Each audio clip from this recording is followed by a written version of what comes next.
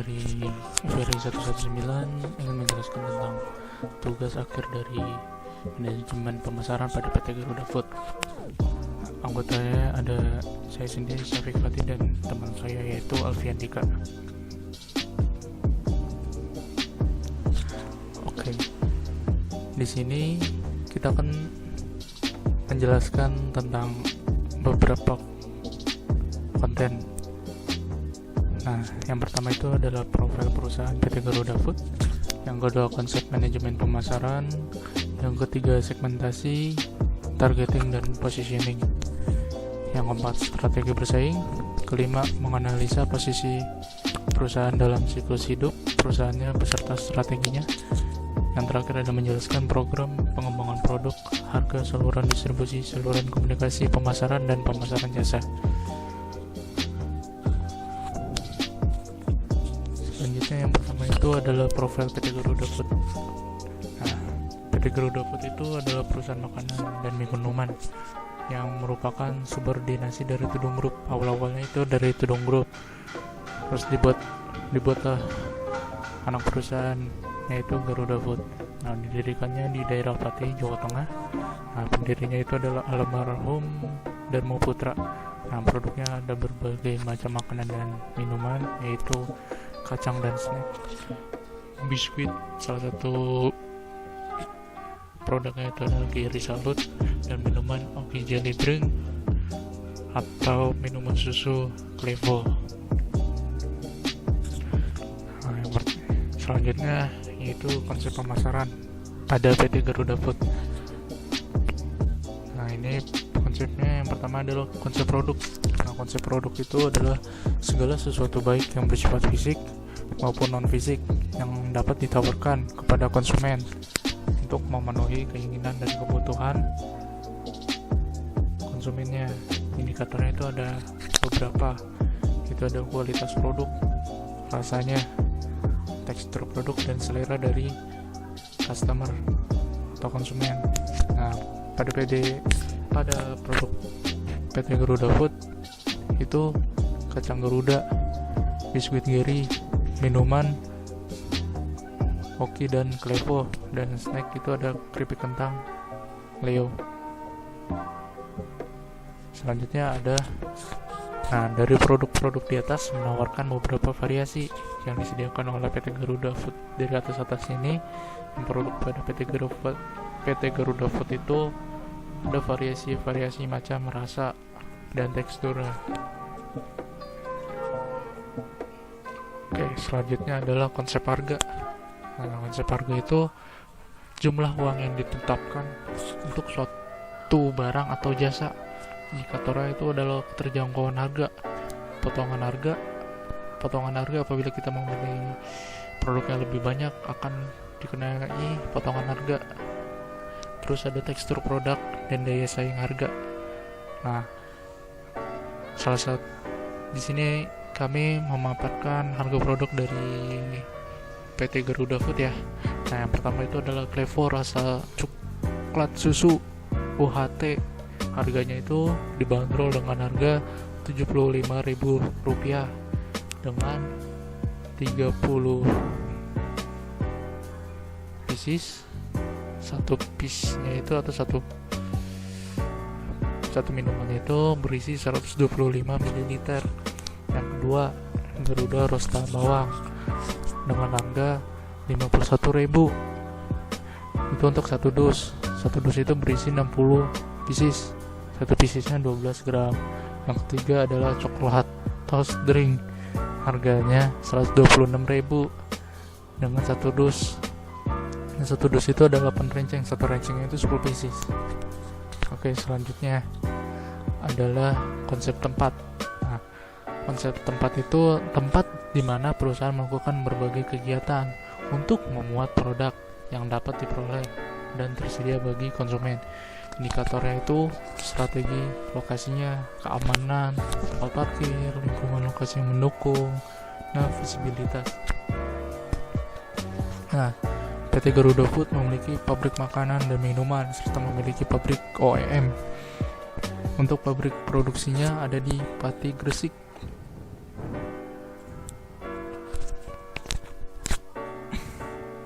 Nah, apa sih pabrik OEM itu? Pabrik OEM itu adalah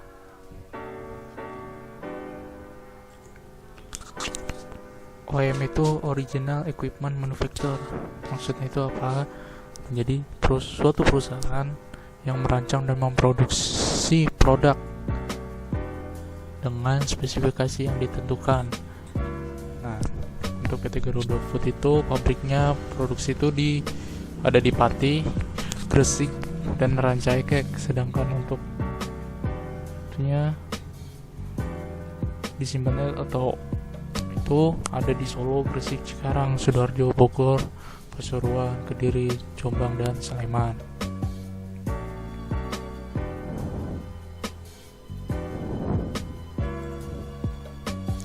Selanjutnya ada konsep promosi suatu bentuk komunikasi pemasaran dengan tujuan mempengaruhi atau membujuk pasar agar bersedia membeli produk yang ditawarkan perusahaan.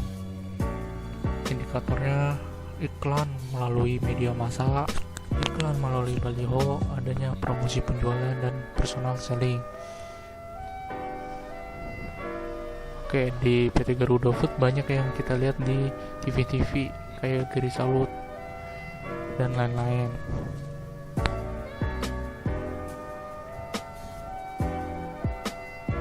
Selanjutnya adalah segmentasi, targeting, dan positioning pada keripik kentang Leo. Ini salah satunya aja. Nah, segmentasi itu apa?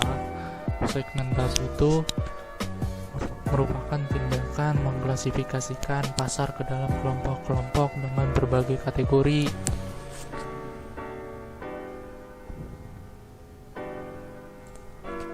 Nah, di sini keripik kentang Leo itu didasarkan dari proaktif segmentasi karena adanya upaya perusahaan untuk merancang produk berdasarkan adanya perbedaan kebutuhan dan preferensi.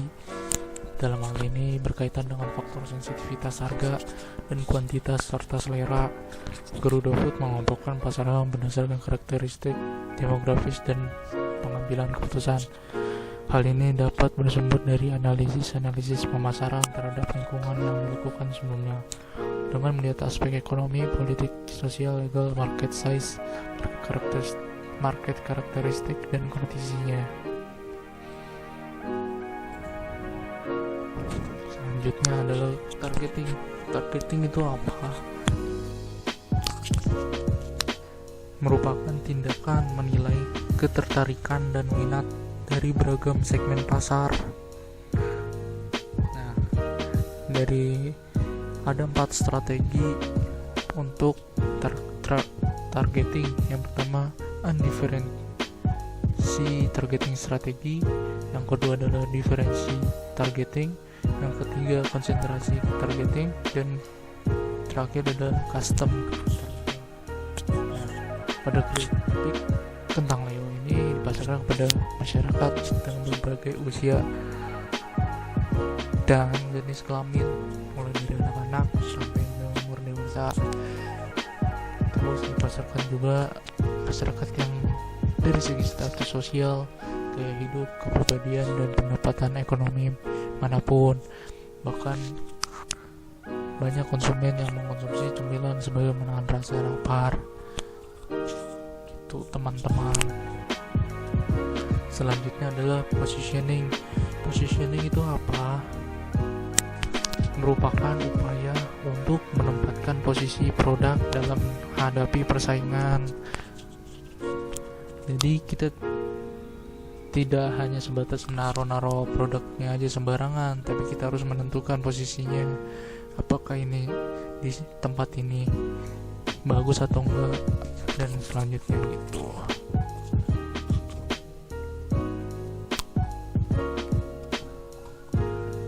Oke, selanjutnya akan dijelaskan oleh teman saya, yaitu Alfian Dika Nursantika. Oke, terima kasih untuk rekan saya Syafid Fatih telah mengizinkan saya untuk melanjutkan presentasi. Semoga di sana tetap baik-baik saja dan sehat selalu. Untuk teman-teman semua juga harus tetap keep safe dan tetap di rumah aja karena ada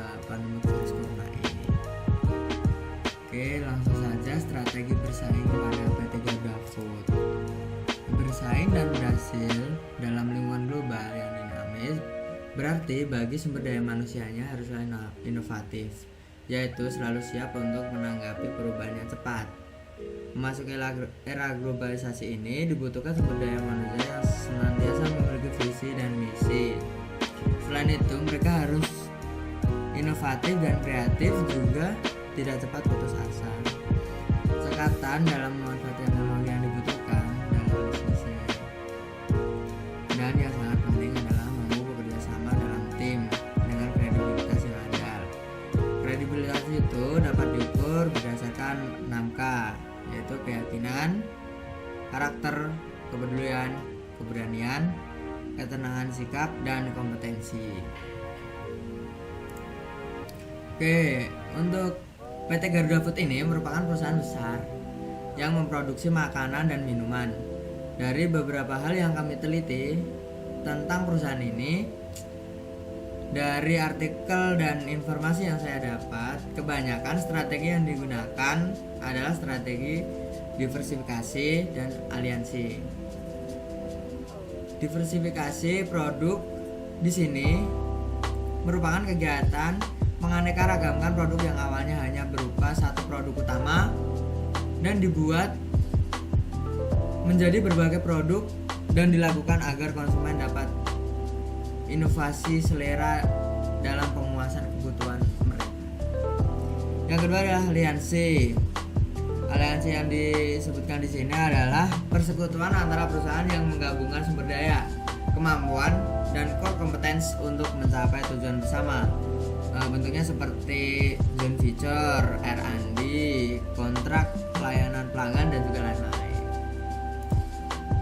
Oke, untuk siklus hidup perusahaan beserta strategi PT Garuda Food, seperti inilah siklus produk. Maksud saya siklus hidup strategi internasional PT Garuda Food. Yang pertama, PT Garuda Food memperkenalkan produk kacang domestik, kacang di sekitaran Kabupaten Pati atau Jawa Tengah. Terus kemudian perusahaan berkembang dan permintaan produk meningkat karena produk yang dihasilkan cukup memuaskan atau cocok bagi lidah orang Jawa atau lidah masyarakat Indonesia. Terus melakukan ekspor ke luar negeri, mencoba melakukan ekspor dan membuat produk di luar negeri seperti di Cina, yaitu produk yang diproduksi di sana adalah kacang ting-ting. Terus membuat standarisasi produknya di luar negeri. Perusahaan ini setiap tahun berkembang dan saat ini mampu melakukan ekspor dan membuat standarisasi produknya untuk di luar negeri. Program pengembangan produk, harga, saluran distribusi, dan saluran komunikasi pemasaran dan pemasaran jasa dalam PT Garuda Food ini. Pengembangan produk, PT Garuda memiliki berbagai macam produk. Kita ambil salah satu dari produknya, yaitu keripik kentang Leo. Keripik kentang Leo ini adalah produk snack dari PT Garuda Food untuk menemani konsumen yang bermalam mengerjakan kerjaan tugas ataupun yang lain seperti nonton bola atau ngemil dan lain-lain. Tidak hanya rasanya yang bervarian, keripik kentang Leo memiliki porsi yang lebih besar dan harganya yang terjangkau untuk anak-anak usia dewasa ke bawah.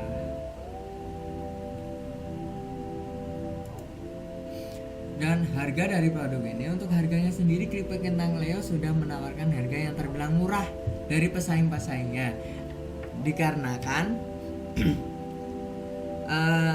ini adalah salah satu contoh strategi yang dijalankan oleh PT Garuda Food. Untuk saluran distribusinya, PT Garuda Food mendistribusikan produksinya melalui SNS yang memiliki salah satu jaringan distribusi F&B paling luas di Indonesia dengan 13 wilayah operasi dan lebih dari 300.000 pelanggan. Jalur distribusi yang dimiliki SNS berkonsentrasi terhadap pendistribusian produk yang terdiri dari General Trade atau GT, Modern Trade atau MT, dan institusi. Untuk GT di sini mencakup penjualan grosir dan toko retail. Untuk MT di sini mencakup berbagai format toko seperti hypermarket, supermarket, dan minimarket. Untuk institusi di sini bergerak di bidang seperti kantin dan institusi pemerintahan.